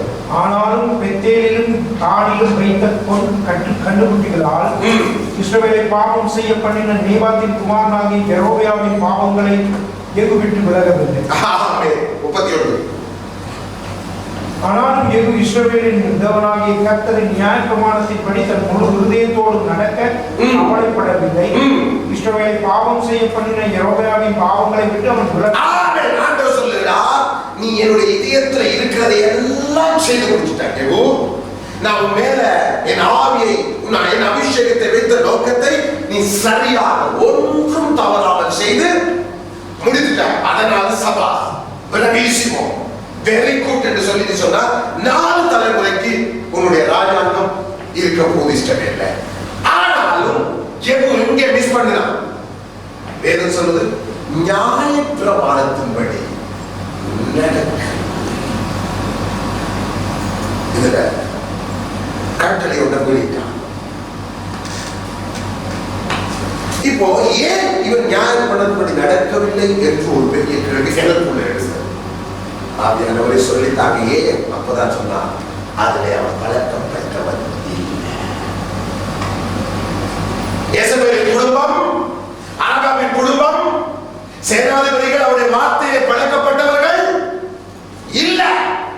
அவர்களுக்கு கர்த்தருடைய வார்த்தை தெரியாது. நல்லா புரிஞ்சு கொள்ளுங்க. நியாய பிரமாணத்தை அவர்கள் கனப்படுத்தவில்லை. அதன்படி வாழ்ந்தவர்களும் இல்ல. தேவன் அவன் குடும்பத்தை நியாயத்திற்கு அவரிடத்தில் ஒருவரை அழைத்து அபிஷேகத்தை வைத்து இதை செய்யலாம் அப்படியே செய்து கொடுத்தார். ஆனாலும் அவர் தன்னுடைய வாழ்க்கையில் இந்த ஆசீர்வாதத்தை நிலைக்க பண்ண வார்த்தையை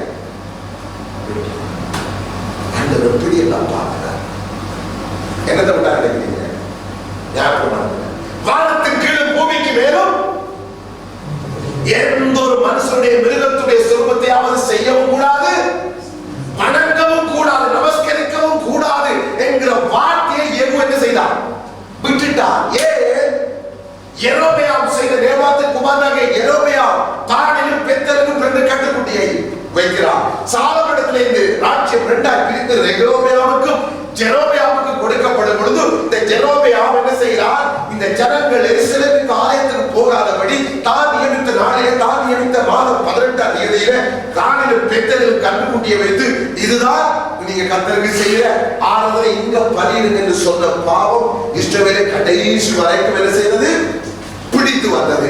இப்போ இவருக்கு சத்தியம், நியாய பிரமாணம் யெகூவுக்கு தெரியாததுனால, வார்த்தை இல்லாததுனால இவர் தன்னுடைய வாழ்க்கை என்ன செய்தார்? கோட்டை விட்டதுனால வேதம் சொல்வது 4 தலைமுறை முடிய அவருடைய ஆட்சி அதெல்லாம் பேஸ் பண்ணி கர்த்தர் வச்சிருக்கிறார். வார்த்தை முக்கியத்துவத்தை நாம் இதுக்கு முதல் பல தடவை தியானிச்சிட்டோம். அதுதான் பேஸ் பண்ணி வச்சிருக்கிறார். அவனுடைய நியாய பிரமாணத்தின்படி அவன் நடக்காததுனால, என்னுடைய சித்தத்தை அவன் நிறைவேற்றி முடித்து என் நியாய பிரமாணத்தை அவன் கை கொள்ளாதனால யெகூவை கர்த்தர் குறைந்து போகப்பட்டார். 32 அந்த நாட்கள் முதல் கர்த்தர் இஸ்ரவேலை குறைந்து போகப்பட்டார். ஆசகேல் அவர்களை இஸ்ரவேலின் எல்லைகளில் எல்லாம் முறியடித்து குறைந்து போகப்படுகிறார். யோசிச்சு பாருங்க, நம்ம வாழ்க்கை எங்கே தங்கி இருக்கிறது? நம்முடைய வாழ்க்கையில் எல்லா அம்சங்களும் எங்கே தங்கி இருக்கிறது? நம்ம கண்ணை மூடிக்கொண்டு ஓடலாமா? எல்லாம் ஓகே, எல்லாம் ஓகே, எல்லாம் ஓகே. நோ, அவரை சார்ந்து அவருடைய ஆவியானவரை, அவருடைய வார்த்தையை சார்ந்து 2ஐயும் பிரிக்க முடியாது. முதலில் சொல்லியிருக்கிறேன், மீண்டும் சொல்லுகிறேன், ஆவியானவரையும் வார்த்தையை என்ன செய்ய முடியாது? பிரிக்க முடியாது. அவர்கள் இணைந்தே கிரியை செய்கிறார்கள். வார்த்தை வந்த உடனே ஞானஸ்நானம் பெற்று ஆவியானவர் வந்து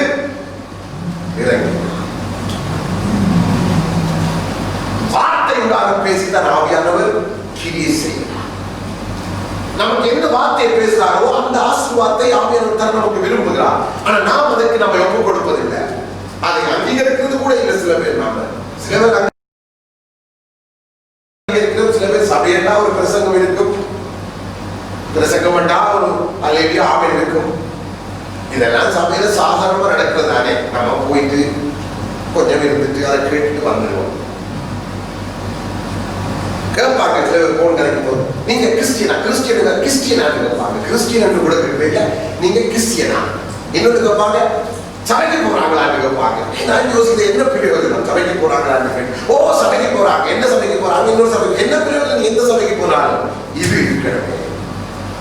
எங்க போனாலும் எது இருக்கணும்? இது இருக்கணுமே. ஆவியானவர் இருக்கணுமே, வார்த்தை இருக்கணுமே. என்ன திருமணம் பேசுறாங்க சொல்லுவாங்க, அவன் கிறிஸ்டியன். ஓ, கிறிஸ்டியன் ரட்சிக்கப்பட்ட அவங்க 20 வருஷம், அவங்க தாத்தா பாட்டியெல்லாம் ரட்சிக்கப்பட்டாங்க. அப்படியா, சரி, ஓகே. அப்படின்னா நாம பயப்படாம சம்மதத்தை கலக்கலாம். ஓகே, சம்மதத்தை கலந்துருவோம். கல்யாணம் முடிஞ்சு எல்லாம் முடிந்து கொஞ்சம் காலம் போகத்தான் அந்த மனுஷனுடைய அந்த மனுஷனுடைய நாதிசங்கள் கொஞ்சம் கொஞ்சமாய் என்ன செய்யும்? வெளியே வர ஆரம்பிக்கும். அப்பதான் சொல்லுவோம், ஐயோ ஏமாந்து போயிட்டேன். எப்படி? யாக்கோபு விளையாடுறதுல ஏமாந்தது போல என்னவா போயிட்டேன்? ஏமாந்து போயிட்டேன். ஐயோ, தெரியாம தலையை கொடுத்துட்டேன். தெரிஞ்சிருந்தா நான் என்ன செய்திருக்க மாட்டேன். சம்பந்தம் செய்திருக்க மாட்டேன் என்று நாம் அழுது கொண்டிருக்கலாம். ஆனா கர்த்தர் நல்லவர். ஏன் தெரியுமா? ஒருவர் கர்த்தருக்குள்ள சரியாயிருந்தார், அவளை சைலமாகிய வாழ்க்கை பார்ட்னரை கர்த்தர் திருத்தி போடுவார், சரிப்படுத்தி போடுவார், நிலைப்படுத்தி சீர்படுத்தி போடுவார். ஆகியனாலே எல்லாம் யெகோவா தேவன் எப்படி பயன்படுத்தினார்? அப்படி என்றால் இந்த தேவன் யெகோவை பயன்படுத்துவது போல நம்மையும் பயன்படுத்த வல்லவர். நல்லா புரிந்து கொள்ளுங்க. யெகோவை பயன்படுத்தி எப்படி இருந்தவனையோ எப்படி மாற்றி தன்னுடைய சித்தத்தை நிறைவேற்றி முடித்த கர்த்தர் நம்மையும் பயன்படுத்த வல்லவர். அப்போ யெகோவா மேலே என்ன வைக்கப்பட்டது? அவருடைய அபிஷேகம், அவருடைய ஆவி.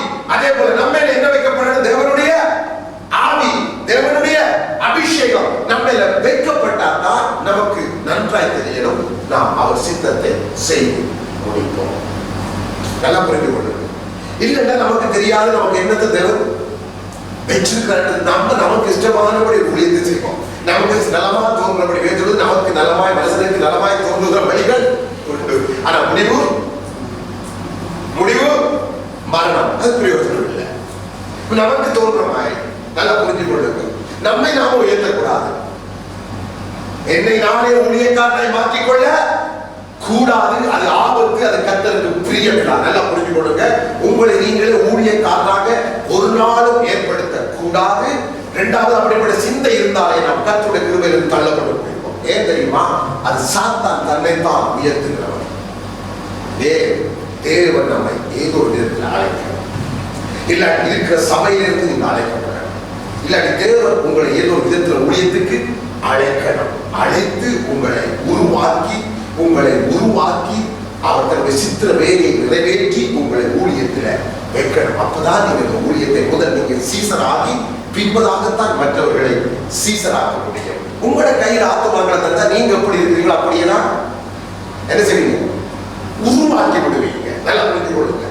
நீங்க எப்படி இருக்கிறீங்களோ உங்களுக்கு கொடுக்குற ஆத்துமாக என்ன செய்வீங்க?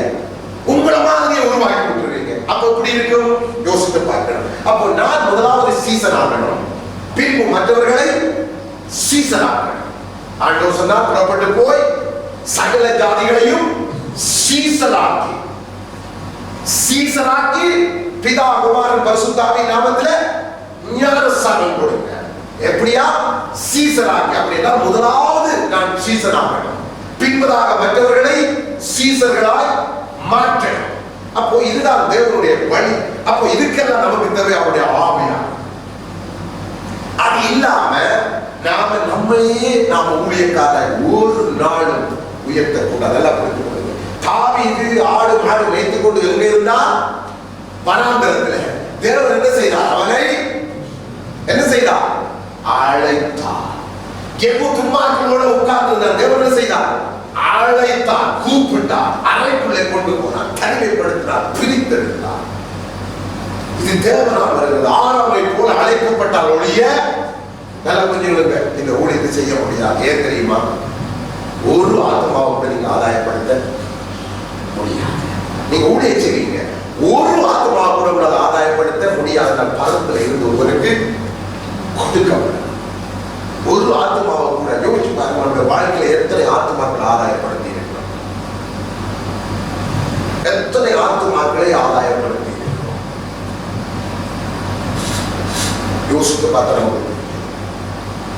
நூதன சீசராக இருக்கக்கூடாது.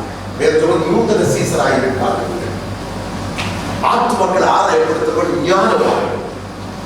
அவர்கள் சூரியனை போல பிரகாசிப்பார்கள். ஞானவான்கள். ஒரு ஆத்மாவை ஆதாயப்படுத்துறது அது ஒரு கருவை கருத்தரித்து அதை பெற்று அதை வளர்க்கிறது போலதான், ஒரு குழந்தையை பெற்றெடுக்கிறது போலதான் ஆத்தும ஆதாயம். அது லேசான ஒரு ஊழியம் இல்லை. நாம் நினைக்கிறது போல 4 பேரை கூப்பிட்டு செய்கிற காரியம் அல்ல. அது ஒரு சும்மா ஒரு கூடுதல் தான். அதை கூடுதல் முடிக்கணும். அவங்க யாரோ நாம யாரோ. பிள்ளைகளை பெற்று வளர்க்கிறது என்பது நம்முடைய பிள்ளைகள். அவர்களை கருவிலை சுமந்து 10 மாதம் கண் முழிச்சு கண்ணீர் விட்டு அவர்களை பெற்று அவர்களை உருவாக்கி அவர்களுக்கு பாலூட்டி அவர்களுக்கு புத்தி சொல்லி வளர்த்து ஆளாக்கி சமுதாயத்தில் அவர்களை வாழ வைப்பது என்பதுதான் ஊழியம். நல்லா புரிந்து அதுதான் ஊழியம். மற்றதெல்லாம் ஊழியம் அல்ல. அது நாம் நமக்கு இஷ்டமானபடி செய்கிறதா இருக்கிறது. அதனால் ஆத்துமாக்களை ஆதாயப்படுகிறது. அப்போ அது தேவ ஆவியானவரால் மட்டும்தான். இதைத்தான் தேவன் புதிய ஏற்பாட்டு சபைக்கு கடைசி புத்தகங்கள்ல 3 ஆகாயுனாக, சகரியாவுனாக, மல்கியாவுனாக, நல்லா யோசிச்சு பாருங்க. மல்கியாவிலே அவர் சொல்லுகிற காரியம் புத்தகத்தை முடிக்கிறார். சொல்லுகிறார், நான் கர்த்தர் மாறாதவர். மல்கியாவிலே சொல்லி அடுத்த புதிய ஏற்பாட்டுக்குள்ளே போகிறார். மல்கியாவில தான் அவர் கொடுக்கிறார் ஆலோசனை. எதுக்கு கொடுக்கிறார்? சபை கட்டப்படுவதற்கு. இவர்கள் அஸ்திவாரம் போட்ட நாளில் ஆகாயில, சகரியாவில, மல்கியாவில அது கட்டப்படாமல் இருக்கிறது. காரணம், அங்கே சபையில எந்த ஒரு பர்மதியும் இல்லை. ஒருவர் தசோபா காணிக்க போட இல்லை. அதனால மல்கியாவில் அவர் அடித்து சொல்லுகிறார், இதை நீங்க போடாவிட்டால் நீங்கள் சபிக்கப்பட்டவர்கள் என்று சொல்லி அடுத்தது எப்படி சபை கட்டப்படும். பிற்பாட்ட பாருங்க, ஆபிரகாமுக்கு பணம் குறைவா இருக்கிற, ஈசாக்குக்கு பணம் குறைவா இருக்கிற, யாக்கோபுக்கு பணம் குறைவா இருந்துச்சா, யோசேப்புக்கு பணம் குறைவா இருந்துச்சா, தாவீதுக்கு குறைவா இருந்துச்சா? இல்ல, நிறைஞ்சு போயிருந்துச்சு. ஆனா புதிய ஏற்பாட்டு சபை தந்தோடு நல்லா தேவன் சபையில தான் தன்னுடைய பணத்தை சேர்க்க விரும்பினார். முப்பினார்கள் அள்ளி கொடுத்தாங்க. போற வாரம் என்ன செய்தாங்க? அள்ளி கொடுத்தாங்க. சபையில் அவர்கள் தனிப்பட்ட அள்ளி கொடுத்தார்கள். சம்பந்தம் செய்ய வீட்டுக்கும் கொண்டு போய் நாங்க கொடுத்துட்டு வந்தாங்க. ஈசாக்கு அப்படித்தான் நடந்தது. எலியேசருடைய வாழ்க்கையை பார்க்கணும் எப்படி செய்தாங்க. ஆபிரகாமுக்கு குறைவு இருக்கல, செல்ல சீமான். ஈசாக்கு குறைவு இருக்கல, யாக்கோபுக்கு குறைவு இருக்கல, யோசேப்புக்கு குறைவு இருக்கல, தாவீதுக்கு குறைவு இருக்கல, சாலமோனுக்கு குறைவு இருக்கல. ஆனா புதிய ஏற்பாட்டுக்கு வரும்போது ஆண்டவர் சொல்றார், என் பண்டக சாலையிலே நிறைவாய் இருக்கும், என் ஆலயத்தில் ஆகாரம் நிறைவாய் இருக்கும்படி உங்கள் தசோபாக்களை காணிக்கைகளை கொண்டு வந்து கொடுங்கள் என்று சொன்னார். அப்படி நீங்க செய்யாமல் போனால் ஆகாயிலே சொல்லுகிறார், சகரியாவில் சொல்லுகிறார், உங்களுடைய எல்லாவற்றையும் நான் சபித்தேன். தேவன் எப்படி காரியங்களை மாற்றி தன்னுடைய கிரியைகளை நடத்துகிறார். நான் யோசித்து ஆண்டவரே, ஆபிரகாமுக்கு குறைவு இருக்கல, ஈசாக்கு குறைவு இருக்கல, யாக்கோபு, யோசேப்பு, தாவீது, சாலமோன், இவங்க எல்லாம் அவங்க வேலைக்காரர் 80,000 பேர். வேலைக்காரர் எத்தனை பேர்? சாலமோனுக்கு ஆலயத்தில் வேலைக்காரர் எத்தனை பேர்? 80,000 பேர் மரம் பெற்றாங்க, குடி பெற்றார்கள். அப்படி இதெல்லாம் பார்க்கும் பொழுது அவங்களுக்கு பணத்துக்கு குறைவே இருக்க இல்லை. அப்படி இருக்கும் பொழுது எதுக்கு ஆண்டவர் மல்கியாவில் வந்து நீங்க தசோபா காணிக்கையில வஞ்சித்தீர்கள், நீங்க சபிக்கப்பட்டவர்கள் என்று சொல்லி ஏன் அவர்களை கடித்து அவர்கள் செய்கிற தொழில்கள், பயிர்கள், விளைநிலங்கள் எல்லாவற்றையும் சபிச்சு விஷப்பணியினால கருக்காயினால் அவர்களை அடித்து அவர் களஞ்சியத்தில் இருக்கிறார். பிரதான ஆசிரியர் செருபாவில் கேட்கிறார், களஞ்சியத்தில் ஆகாயம் இதில் கேட்கிற ஆகாயத்தில் களஞ்சியத்தில் இருக்கா, ஏதாவது இருக்காப்பா? ஒன்று இல்லை. ஏன்? என் ஆலயத்தை கட்டுறதுக்கு நீங்க தசோபா காணிக்கை செலுத்த இல்லை. என் ஆலயத்தில் குறைவு இருந்தால் உங்களுக்கு நிறைவு இருக்காது என்பதை மல்கியாவிலே சொல்லி புதிய ஏற்பாட்டுக்குள்ளே கொண்டு போகிறார். ஏன் தெரியுமா? சபையில அவருடைய காணிக்கை தசோபாக நிறைந்திருக்க நல்லா புரிந்து கொள்ளுங்க. தேவனுடைய திட்டம் புதிய ஏற்பாட்டில் எப்படி மாற்றப்பட்டது. அதே இது பழைய ஏற்பாடு தேவன் புதிய ஏற்பாட்டுக்கு பழைய ஏற்பாட்டுக்கு வழியை திறந்து விடுகிறார். அதனால்தான் ஆதி மக்கள் தங்கள் சொத்துக்களை வைத்துக் கொண்டு என்ன செய்தாங்க? அப்போஸ்தலருடைய பாதத்திலே குவித்தார்கள். அதில் ஒருவன் பர்னபா. தேவன் 2 ஆசீர்வாதத்தை ஒன்று என் சபையில் நிறைவாக இருக்கணும், இன்னொன்று அது நிறையும் பொழுது அதை கொடுக்கிற மக்கள் நீங்கள் நிறையப்பட வேண்டும். இதனால் எல்லாம் தேவனுடைய ஆலோசனை, தேவனுடைய அவனுடைய மனதில் இருந்த திட்டங்களை அவர் வேதத்தில் எழுதி வைத்திருக்கிறார். நமக்கு கீழ்ப்படிய விருப்பம் இல்லை, நாம் நமக்கு ஏற்றா போல் இதை பிரட்டிக் கொள்ளுவோம். அது நமக்குத்தான் தீமை, அது நமக்குத்தான் ஆபத்து, அது நம்மைத்தான் கெடுத்துக்கிறோம். ஏன்?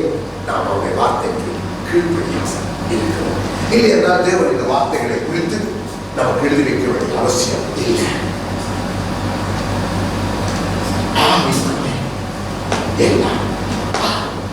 செல்வாவேலுக்கு எப்படி நான் இந்த ஆலயத்தை கட்ட போனேன் ஒரு பெரிய கேள்வி. களஞ்சியத்தில் ஒன்றும் இல்லை. அவரே கேட்கிறார், 9ஆம் மாசம் கேட்கிறார், ஏதாவது இருக்கா? இதைத்தான் என்ன? இப்ப இவர்களும் பெரிய கேள்வி, எப்படித்தான் எப்படித்தான் இந்த ஆலயத்தை நான் கட்டுறது? 6ஆம் மாசம் பேசுறார், 7ஆம் மாசம் பேசுறார், 8ஆம் மாசம், 9ஆம் மாசம் பேசுகிறார். இன்று முதல் நான் உங்களை ஆசீர்வதிப்பேன். அப்படியே பேசுகிற சகலையா முடிச்சு மல்கியாவுடாக சொன்னார், என் ஆலயத்தில் ஆகாரம் நிறைந்திருக்கும்படி உங்கள் தசோபாதத்தை காணிக்கை கொண்டு வந்து என் ஆலயத்திலே போடுங்கள். இந்த விஷயத்துல உலகம் முழுவதும் சபைகள் பின்வாங்கி போயிருக்கிறது.